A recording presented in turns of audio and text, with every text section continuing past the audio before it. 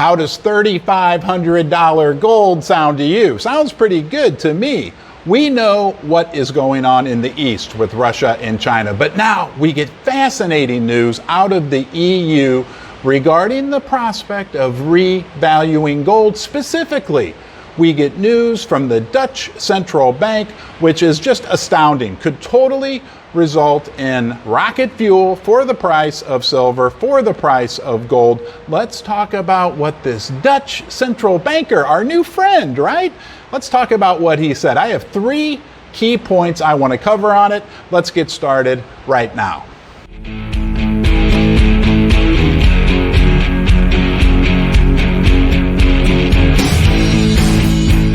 Those poor world central bankers are losing their butt lately. We're going to talk about that. Point number 1. But first, I wanted to tell you thank you for joining me in Ron's basement. Today, obviously, it's Ron's beach. I had to get out of the house for a couple of days. I do have a number of pre-recorded videos you will see, but I'll also be checking in. We're only going to be gone a couple days, so I'll be checking in from the beach from time to time when I think there's a hot story, and I think that's the case right now because the Dutch central bankers are talking about revaluing gold. Point number 1, the world central bankers, those poor guys, they've been losing a ton of money over the last 6 to 12 months. High interest rates are killing them because they bought a lot of bonds that they own, right? They printed money and bought a ton of bonds over the last 10 or 20 years, and those bonds were at very low interest rates. Now they are losing their tails on those investments. So big world central banks, right? The key component, the heartbeat of the world's economies, they are losing their tails and they're kind of frantic. And that led the Dutch central banker to say something very astounding. Thank you for joining me here in Ron's basement. You know you are always welcome here, even when I'm not in the basement or wherever you are in the world. We get to come together. It's you, it's me. I appreciate your time. I honor the fact that you're here. If you get any kind of value, please subscribe right here. Now, when it comes to these central banks and gold, there's a key component we need to consider. Point number 2. All the European central banks acquired the vast majority of their gold at around $35 per ounce. And we're going to talk about the significance of that in a few seconds. But they're sitting on these rather huge gold reserves, but they're only valuating them at $35 per ounce. And that's because, remember the old Bretton Woods agreement? Remember when the United States of America was on the gold standard? After World War II, we had this agreement with the world. Gold was essentially a fixed rate. Most of the gold acquired by the European countries was all acquired at this very low fixed rate, and they're keeping it on their books at that amount. So now that they're having all these losses, they're saying, hey, we could revalue the gold, put a new floor under the gold price, and that would help us absorb a lot of these losses.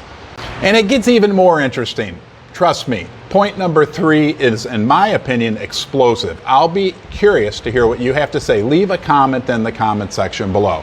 But before we get there, think about this. The position that the European central banks are in is not unlike, let's say, your grandpa started a little manufacturing company, your good old grampy, right? And he handed it down to you 60 years later. Well, you're running into some financial trouble right now, right? Because all the manufacturing jobs, they got shipped off to China. So you're losing money with this little manufacturing company.